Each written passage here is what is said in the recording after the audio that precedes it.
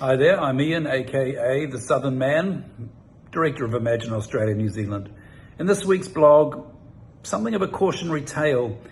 I was really concerned when last year the government released the new point system and they used the word simplified to describe it. It's known in their communications, on their website, and their media releases as being the, quote, simplified point system, unquote.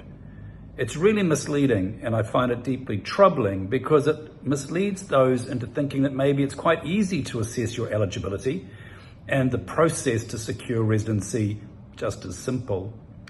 Well, a few days ago I consulted with an American guy who came to New Zealand with his partner. They'd sold up everything in the US and decided they wanted to live here permanently. He got a job and the government inevitably gave him a work visa. He thought he was on a 3-year work to residency pathway, but in order to be on that pathway, the job that he has here must be skilled. I wasn't convinced when I read the contract that he has with the employer and the task list, whether in fact the Immigration Department would deem it to be skilled.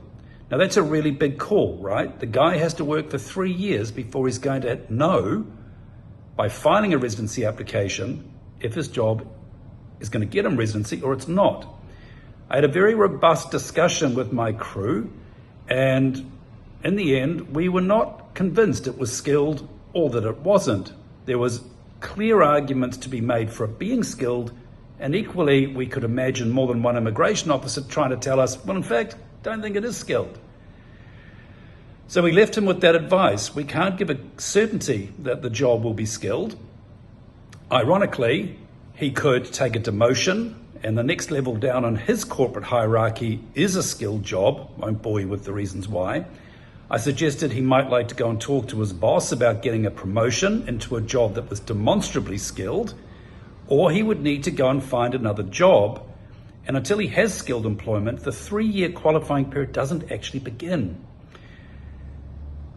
So we were helpful, but we couldn't give him a conclusive bit of advice, a conclusive opinion on whether it was absolutely skilled or not. So is that simple or is that complicated? Well, to me, it's anything but simple.